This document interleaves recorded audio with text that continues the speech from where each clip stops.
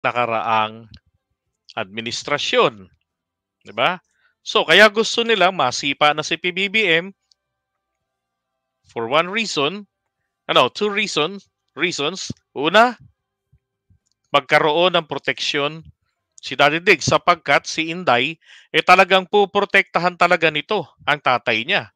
'Di ba? Hindi niya 'to hahayaan na madampot tapos susunod siya. Baka pwede sabay na sila sabay, 'di ba? Poprotektahan niyang tatay niya. Hindi nila padadampot 'yon. Oh. Tapos pag si Sara naman na ang maging presidente, 'di ba sa 2028, nako. Kaya lang mauudlot lang ngayon yung kanilang pangarap, 'di ba? Oh. Ngayon, ang tanong ko nga ron sa mga Digonians, ito po ba ang klase ng Yun ang sinasabi ng DepEd. Teka naman. Ito po ba yung klase ng gusto nyong maging presidente? So legislation ang sinasabi ng DepEd. So ano po yung gusto nyong legislation para mapataas natin yung reading comprehension ng mga bata? At saka yung mathematics and science abilities. Primarily, na-mention po natin doon sa ating presentation, if the Department of Education is given the budget that it is requesting, we will be able to open more programs to address the learning problems of our students.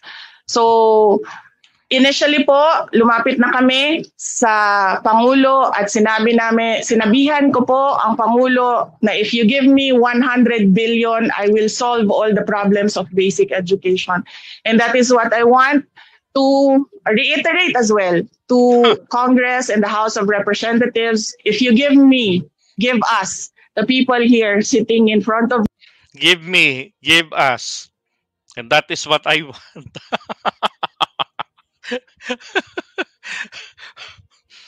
Alam nyo, ang dapat na sinasagot dito, programa. Kayo yung mga nandiyan sa Japan, nasa New York, yung mga nagrally-rally, dito sa Pilipinas, ito ba ang ipapalit ninyong susunod na gagawin yung presidente? you 100 billion, we will be able to solve the problem in 6 years. Thank you. Hindi ba dapat ang tamang sagot doon ay ilalatag niya ang programa? 'Di ba? Papaano masosolve yung mga problema ng DepEd in 6 years. Tapos yung budget, hintayin niya pag tinanong. So most likely, mga magkano po ang inyong magiging kailangan doon? Doon na siya sasagot. 'Di ba? Pero hindi naunang ilatag ang pera. Grabe, no? Nasa isip ang pera kaagad kaysa sa paano susolusyonan ang problema. 6 years. Thank you. I felt guilty kasi alam ko isa ako sa nag-cause ng stress because I do not come from the education sector. I do not have an education background, so I cannot review what they are doing. And I rely on their expertise and all the stakeholders who did the review. Crown Jewel, top performing cabinet secretary. Final note. Ito yung pinakamalala. 'Di ba? Alam nyo, okay lang sana yung hindi niya ma-review kasi hindi naman siya galing wala siyang background, 'di ba, sa education. Siguro sa unang taon okay lang yun Pero yung pangalawang taon mo na, 'di ba? Bakit hindi ka makipag-review kasama yung mga undersecretaries and assistant secretaries ng DepEd plus yung mga eksperto talaga sa larangan ng edukasyon. 'Di ba? Kung review lang naman, hindi naman kailangang ikaw mag-isa ang magre-review lahat nun. Potek na ang dami-daming pages nun. 'Di ba? Kaso obviously, hindi niya po talaga ginawa ang mag-review. 'Di ba? Kumbaga, model lamang siya na pupronta. Ma'am, Vice President, could you just give us your thoughts on the state of the nation? Sabi ni Boots, no? Ba't naman yung tinanong ninyo? Ano naman alam niyang isagot? Yes.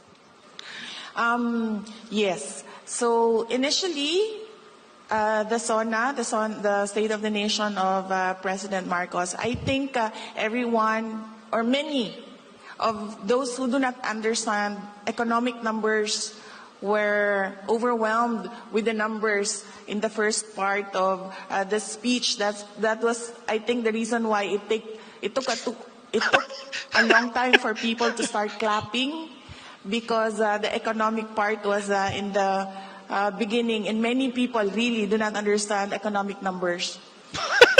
But another observation of mine was immediately after the speech of the president. While I was going home, I was talking to one of our writers in my office, and I told him that I really liked how the speech was written, because I do not write that way, and I truly appreciated the form that that speech was composed. And as a cabinet secretary and one who is the other half of the unit team, I would say that the state of As the other half of the unit team. Meron parang other half. No? Other 1/4 and 1/8, 1/16 and 3/4. Meron bang ganon? Bakit naman other half of the unit team? Diba? So, baka ibig niya sabihin partner. Grabe naman, Sarah. of the nation of address of President Marcos was on point and perfect. Thank you.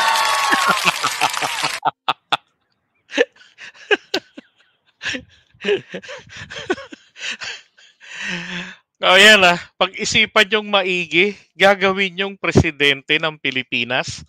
Kayo pang mga angalero, kayo pang mga umaasa sa gobyerno na mababago ang buhay ninyo kada halalan. 'Di ba? Kayo pa tong mga hanap ng Sara matalino. Sige ritong matalino. Kaya pag nanalo yan, magbabago na ang lahat. 'Di ba? Naalala ko lang din yung mga Digonians o na nagpanggap ng mga BBM supporters. Pag si Marcos ay nanalo, magbabago na ang lahat. Yung mga ginto ipamimigay. Hayop. Kaya tuloy si Banat Bay, ang lakas mang asar 'Di ba? Sabi tuloy ni Banat Bay siguraduhin nyo lang nabibigyan kayo ni Marcos ng ginto dahil pagka wala kayong ginto, 6 na taon namin kayong pagtatawanan, 'di ba? So, ang problema, Digonians din yung gumawa nun ng kwentong ganon. Ay, nako. Sabi ni Sir Carlos, our problem in education are more on primary and secondary at sa DepEd yan. That's correct. Lalo kayo magigimbal yung dahilan bakit gusto ng confidential funds for DepEd. Di ba? Ibabalik yung ROTC. Ayun palakpakan naman ang tenga ng mga Digonian vloggers. Kaya sabi ko rin sa isang kaibigan natin, gagamitin sa pagbabalik ng ROTC? Sino ba nakaka-under ng DepEd? Si Inday. Ano ang under ng DepEd? Basic education. Sige, ano-anong antas ng basic education? Elementary, high school, hanggang senior high. Okay. Sa college, sino nakaka-under? CHED. Under ng ano ang CHED? Office of the President. Okay. Sino sa tatlong antas ang nag-ROTC? College. O ano kinalaman ka ako ni Sarah doon? Sabi niya, oo nga,